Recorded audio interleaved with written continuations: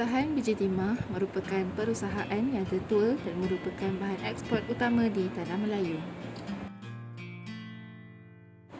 Sebelum tahun 1820, pengelombokan biji timah diusahakan oleh orang Melayu secara tradisional dengan menggunakan kaedah mendulang dan melampan. Mereka melakukan aktiviti tersebut hanyalah untuk tujuan sara diri sahaja. Hasil pengeluarannya juga sangat sedikit.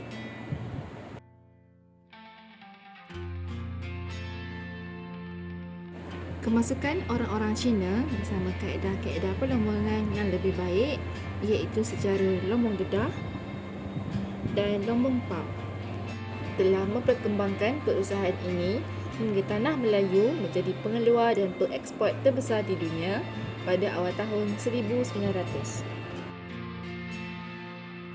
Bukan itu sahaja, kuasa barat pun menyebabkan sektor perlombongan biji timah semakin berkembang pesat dengan pengenalan kaedah baru yang lebih efektif dalam perlombongan, iaitu kapal korek yang dapat mengeluarkan biji timah dalam kuantiti yang banyak.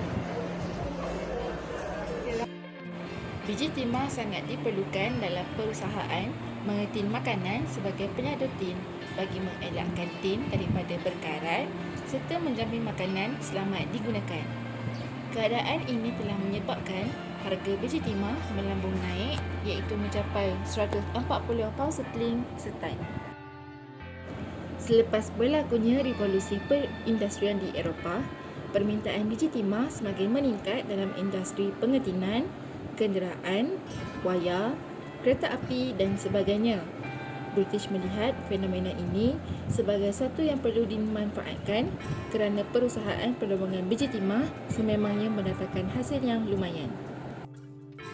Taiping merupakan tempat perlombongan biji timah serta pusat pentadbiran negeri Perak sebelum dipindahkan ke Ipoh. Ipoh dijadikan sebagai bandar transit biji timah dengan industri perlombongan berlangsung di kawasan Pigi Bandar.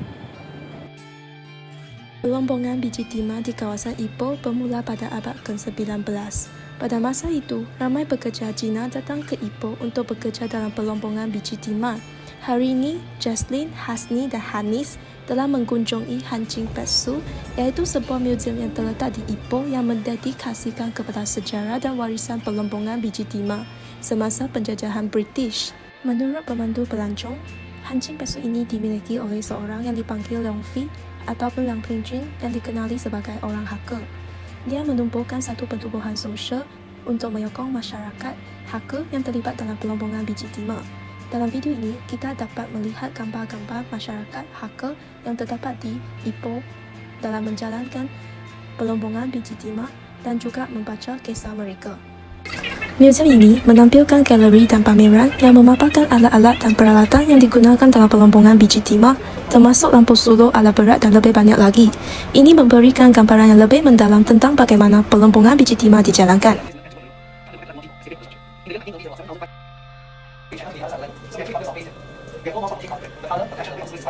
Bukan itu sahaja, ia juga menerangkan perkembangan industri biji timah, seperti hasil produk biji timah, peranan biji timah dalam ekonomi dan kesan terhadap masyarakat tempatan.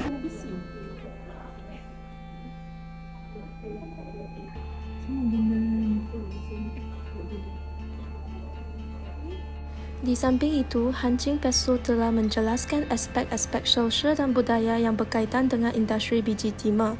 Ini termaksudlah kehidupan komuniti Cina, kegiatan sosial seperti bermain mahjong dan menghisap candu, dan juga pengaruh budaya yang dibawa oleh imigran Cina ke Tanah Melayu seperti makanan orang hacker.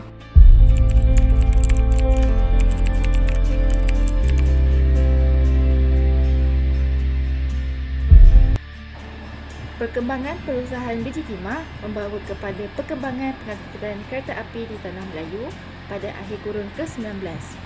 Pembinaan jalan kereta api bertujuan untuk mempercepatkan pengangkutan biji timah dari kawasan perlombongan ke pelabuhan-pelabuhan di sepanjang pantai.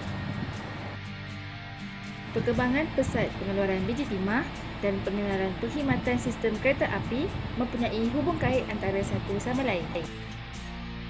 Eksploitasi biji timah merupakan sebab utama bagi pembinaan sistem pengangkutan darat dan melalui cukai yang dikenakan ke atas ekspor biji timah, pentadbiran Inggeris memperoleh wang untuk membiayai pembinaan jalan kereta api Tanah Melayu.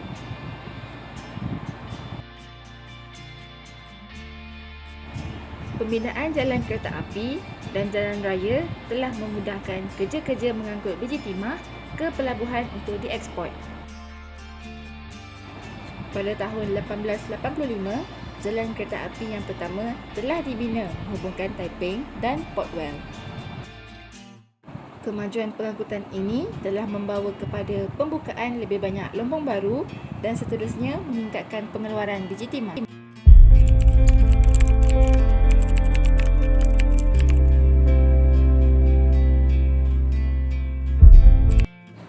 Selain penghasilan biji timah di Taiping, ekonomi British turut diperluaskan di Kuala Kangsar dengan penanaman pokok getah.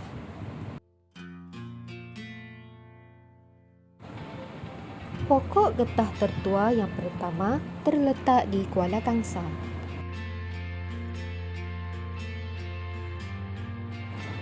Getah merupakan salah satu sumber pendapatan utama negara suatu ketika dahulu. Anak pokok getah telah dibawa oleh J.H. Moulton dari Taman Botani Singapura ke Kuala Kangsar pada November 1877 untuk ditanam di sini buat kali pertamanya oleh warga Kuala Kangsar. Pokok ini telah mula berbunga pada 1880 dan mula mengeluarkan buah pada tahun 1881. Biji benih getah ini pada asalnya dipungut dari lembah hutan hujan Amazon di Brazil dan disemai di Kew Gardens, England sebelum dibawa ke rantau Asia oleh Henry Nicholas Ridley. Walaupun sudah berusia 146 tahun, pokok getah pertama ini masih teguh berdiri bersebelahan pejabat daerah dan tanah Kuala Kangsar di Jalan Tun Razak. Pokok ini pernah menjadi pencetus kepada industri getah sebagai penyumbang ekonomi utama negara ini.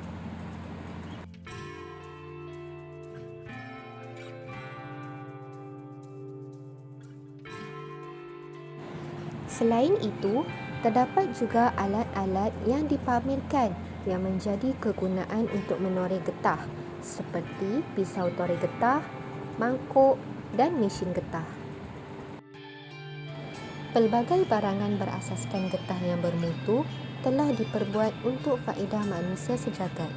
Sebagai contoh, sarung tangan getah dan kasut getah. Penanaman getah dilaksanakan atas kehendak yang tinggi dalam industri automobil yang bermula pada lewat abad ke-19. Industri getah ini juga turut menjadi kunci ekonomi dunia pada ketika itu. Perkembangan industri automobil di Eropah mendesak peningkatan dalam pengeluaran 500,000 tayar kenderaan. Hal ini mendorong pihak British mencari kawasan baru penanaman getah di Asia. Tanaman getah merupakan tanaman komersial yang diberikan perhatian utama oleh British dalam usaha meningkatkan pendapatan kerajaan British di negeri-negeri Melayu. Pada era pentadbiran British, turut memperlihatkan pembukaan banyak estet getah.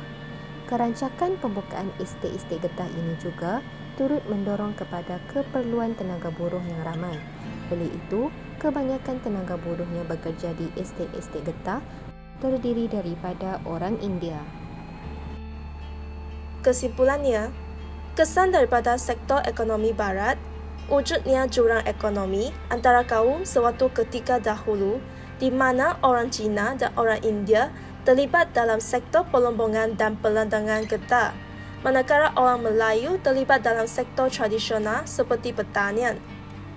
Situasi yang muncul pada zaman kolonial ini berterusan sehingga negara ini mencapai kemerdekaan yang mana memberi impak yang besar dalam usaha membina sebuah negara bangsa Malaysia.